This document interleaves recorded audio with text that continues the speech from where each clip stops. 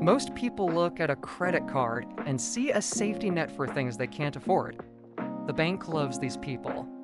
They call them revolvers because their debt just keeps spinning, generating 20% interest month after month. You are essentially paying a stupid tax to fund the bank's next skyscraper. But as a CFO, I don't see a credit card as debt. I see it as an interest-free credit line.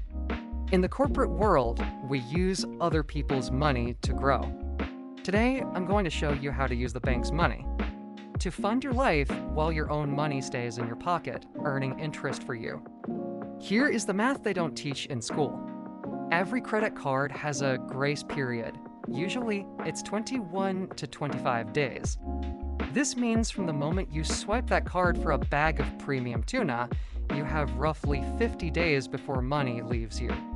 During those 50 days, where is your money? If it's already gone because you used a debit card, it's doing nothing for you. But if you used the bank's money, your cash is sitting in a high-yield savings account or a money market fund. Even at 4%, that money is working for you while the bank's money is working for your groceries. This is called the float. It's a standard accounting practice, and it's how big companies stay liquid. Step 1. All your income goes into an account that earns daily interest. Step 2. All your expenses go on a rewards card. Step 3.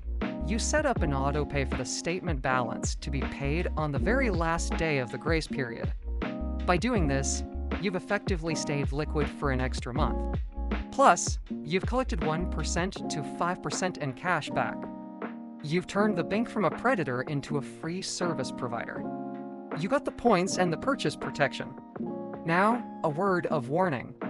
This strategy is only for the cats, not the mice.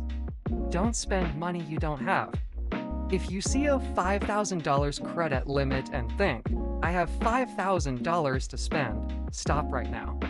You are the bank's favorite meal. If you carry even $1 of balance into the next month, the 20% interest will wipe out all your gains instantly. The financial system is a game. Most people play it on hard mode because they follow the path of least resistance. Being an owner means asking, how does this benefit me more than the bank? Join the C-Suite and subscribe. I'm Jimmy, and this is where you get facts from a cat.